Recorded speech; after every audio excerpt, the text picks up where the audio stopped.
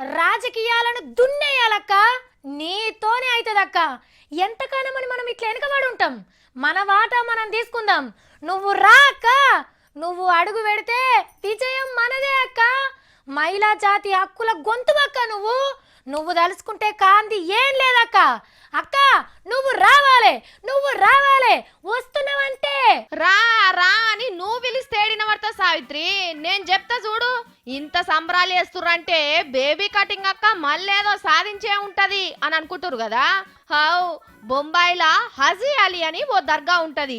అందులో ఆడోళ్ళు ఓనియారు, దూరంకెళ్ళే చూసి రావాలి. వెనకట ఓనిచ్చేటోళ్ళట గాని ఈ నడమనే కొత్త రూల్స్ తెచ్చిర్రట అక్కడోళ్ళు. ఈ ముచ్చట మన తృప్తి దేశాయక్కకు తెలిసింది. ఈ గట్ల నిమ్మలం ఉంటది.